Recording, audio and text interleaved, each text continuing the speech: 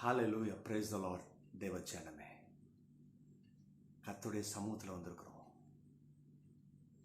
எங்கே 2-3 பேர் அவருடைய நாமத்தில் கூடுகிறோமோ பரலோகமே வந்துடுது. அந்த இடத்துல கர்த்தர் நம்மத்தில் இருக்கிறார். எத்தனை பேர் உணர்ந்து இருதயத்தை உயர்த்தி அப்பா சோத்திரம்.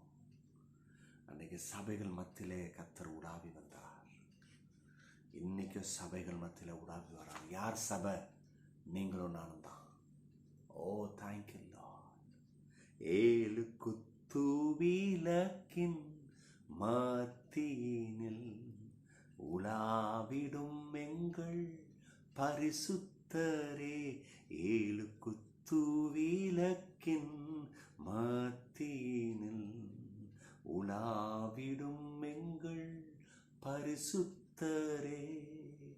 ஆராதனை உமக்கு, ஆராதனை, ஆராதனை உமக்கு, ஆராதனை, ஆராதனை உமக்கு, ஆராதனை, ஆராதனை உமக்கு, ஆராதனை.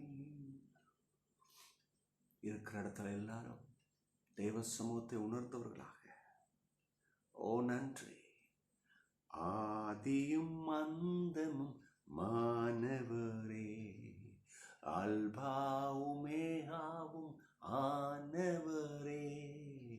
ஆதியும் அந்தமும் மானவரே, அல்பாவுமேகாவும் மானவரே. ஆராதனை உமக்கு, ஆராதனை, ஆராதனை உமக்கு, ஆராதனை, ஆராதனை உமக்கு, ஆராதனை, ஆராதனை உமக்கு, ஆராதனை. ஓ நன்றி. ஆராதனைக்குரியவரே, தெய்வமே நன்றி அப்பா. இன்றைக்கும் எங்களுக்கு ஜீவன் சுகத்தை கொடுத்திருக்கிறீர். நன்றி. இந்த நாளிலே தேவனே, முது பிள்ளைகளாகிய நாங்களும் முது சித்தத்தை செய்ய எங்களுக்கு பலனை தாங்க, ஞானத்தை தாங்க, கையின் பிரயாசங்களை வாய்க்க பண்ணுங்க தேவனே. தளர்ந்த கரங்களை உறுதிப்படுத்துங்க, பலப்படுத்துங்க. தளர்ந்த முழங்கால்களை ஸ்திரப்படுத்துங்க. பிசினஸ் செய்கிற மக்களுக்காக, இனமாக குடும்பத்தில் இருக்கிற கணவன் மனைவிக்காக, பிள்ளைகளுக்காக, அவங்க வேலையில் இருக்கிற சில தடைகள், அவங்க வேலைக்கு சில விஷயங்கள் அவர்களுக்கு தேவைப்படுது. கர்த்தர் வாய்க்க பண்ணுவீராக. பிள்ளைகள் ஜெயம் எடுக்க கிருபை செய்யுங்க. எத்தனை பேர் தேவனை திருமணமாகி பல ஆண்டுகள் உருண்டோடி சென்று கொண்டிருக்கிறது, குழந்தை செல்வம் இல்லையே, வியாதியிலிருந்து விடுதலை இல்லையே, இந்த பிரச்சனைக்கு முடிவு இல்லையா? நானும் என் வீட்டாரும் கர்த்தரை செவிக்க முடியாதா? ஆராதிக்க முடியாதா? ஏன் இந்த பிரிவினை? ஏன் இந்த உபத்திரவம்? ஏன் இந்த தடை? ஏன் இந்த கசப்பு? ஓ, கர்த்தர் சபைகளுக்குள்ளே உலாவி வந்த காரணம் என்னன்னா, சபையை நேசிக்கிறதுனால. இன்னைக்கு சபையாகிய உங்க கூட அவர் வருகிறார், கடந்து வருகிறார், உலாவுகிறார், சரி பண்ண வருகிறார். ஓ நன்றி, சோத்திரம் அப்பா. கிருபை செய்யுங்க, முது வார்த்தையில பலப்படுத்துங்க. ஆமென். கர்த்தர் நமக்கு சகாயம், அவர் நம்மை பலப்படுத்துவார். ஆமென். தேவஜனமே, விசேஷமாக சங்கீதம் 65:4 இருக்கிற அந்த பிற்பகுதி, பின்ன இருக்கிற அந்த 2வது பகுதி இப்படியாக வருகிறது. உம்முடைய பரிசுத்த ஆலயமாகிய உமது வீட்டின் நன்மையால் திருப்தியாகும். ஆமென். ஹல்லேலூயா. கவனிங்க, இன்னைக்கு ரொம்ப முக்கியமான காரியம் இந்த திருப்தி. We shall be satisfied with the goodness of the house, even of thy holy temple. இன்னைக்கு கிறிஸ்தவ ஜீவியமாக இருக்கட்டும், ஒரு மனுஷி கிறிஸ்து இல்லாமல் வாழ்கிற வாழ்க்கையாக இருக்கட்டும், ஒரு முக்கியமான தேவை அது என்னன்னா இந்த திருப்தி. அது ரொம்ப அவசியமாக இருக்கு. ஆனால் இன்னைக்கு பார்ப்போம்னு சொன்னால் அநேகர் வாழ்க்கையில் இந்த திருப்தி இல்லாத ஒரு நிலைமை. முக்கியமாக விசுவாசிகள் வாழ்க்கையில் பேசுகிறேன், திருப்தி இல்லை. அது ஒரு போராட்டமாக இருக்குது, பற்றாக்குறையாக இருக்குது. அது பண விஷயமா இருக்கட்டும், சந்தோஷமாக இருக்கட்டும், இல்லையா, பலவிதமான குடும்பத்தில் இருக்கிற தேவைகளாக இருக்கட்டும், திருப்தி இல்லை பாருங்கள். ஏன்னு சொன்னால் அங்கே பற்றாக்குறை இருக்கிற நிமித்தம் தான் திருப்தி இல்லை. அப்போ இங்கே கவனிப்போம், இந்த சங்கீதக்காரர் சொல்லுகிறார் திருப்தி இருக்கிறது. அந்த திருப்தி எங்கேருந்து வருது, யார் தாரான்றத கரெக்டாக ஒரு பிக்சர் பண்ணி காமிக்கிறார். நன்மையால் திருப்தியாகும். அது பாருங்க, கர்த்தர் தருகிற நன்மையில தான் திருப்தி இருக்கிறது. வேற இந்த உலகம் தர்றதில்ல, மனுஷன் தர்றதில்ல, இல்லை நம்மளே பார்த்து வாஞ்சித்து எப்படியாவது பற்றிக்கணும், எடுத்துக்கொள்ளணும்னு பார்க்குறோம். சில பேர் எடுக்கிறாங்க, ஆனால் திருப்தி இல்லை. ஆனால் அந்த திருப்தி அனுபவத்தை, அந்த திருப்தி சூழ்நிலையை தருகிறவர் கர்த்தர். அன்னைக்கு கவனிங்க, அன்னைக்கு ஒரு சின்ன தம்பியை அவங்க அம்மா அனுப்பிச்சி வைக்கிறாங்க. அந்த இடத்துல அங்கே ஏசப்பா வராரு, எல்லாரும் வராங்க, நீ போ அப்படின்னு சொல்லிட்டு. ஸோ சாப்பாடு கட்டி கொடுத்து அனுப்புகிறாங்க. 5 வார் கோதுமை, 2 மீனை பொரிச்சு அந்த அம்மா ஆயத்தம் பண்ணி அனுப்புகிறாங்க.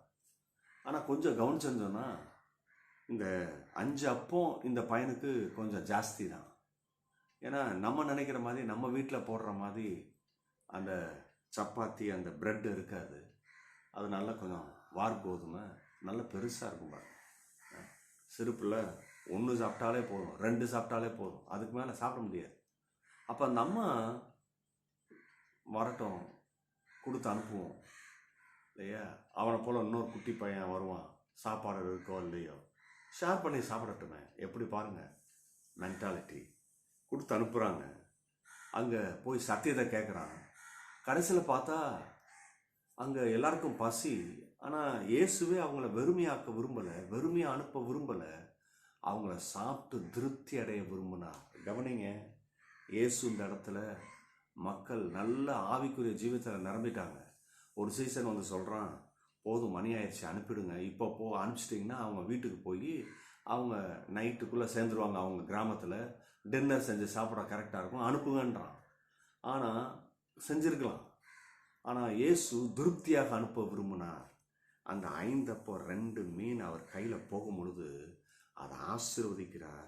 அந்த சின்ன தம்பி மாத்திரம் இல்லை, கடைசியில் இந்த 5 அப்போ 2 மீன் யார், இந்த தம்பி எடுத்துகிட்டு போன சாப்பாடு தான். இந்த குட்டி தம்பி அவர் கைக்கு போகுது. அங்கே அந்த தம்பி மாத்திரம் இல்லை, 5000 புருஷர்கள் போட்டிருக்கு. அப்போ பெண்கள் இருக்குது, வாலிபர் இருக்காங்க, சின்ன பிள்ளைங்க இருக்கிறாங்க. எல்லாரும் சாப்பிட்டு திருப்தி அடைந்து மீதியான துணிக்கைகள் எடுத்தாங்க. அப்போ கவனிங்க, இந்த விஷயம் என்ன விஷயம், திருப்தி எப்போ வருதுன்னு சொன்னால், உங்ககிட்ட இருக்கிறத அதை மனரம்பியமாய் கர்த்தர் சமூகத்தில் அர்ப்பணிக்க பழகுங்க. கர்த்தர் இடத்துல கொடுங்க. அந்த காரியத்தை கர்த்தர் பிளஸ் பண்ணாதான் மல்டிப்ளிகேஷனே நடக்கும். இஃப் காட் மல்டிப்ளை ஆஸ், நம்மளை கர்த்தர் ஆசீர்வதிக்கும் போது நம்ம மல்டிப்ளை ஆகிறோம். கர்த்தர் ஆசீர்வாதத்தில் தான், அந்த வேதனையில் தான் ஆசீர்வாதம் இருக்குது.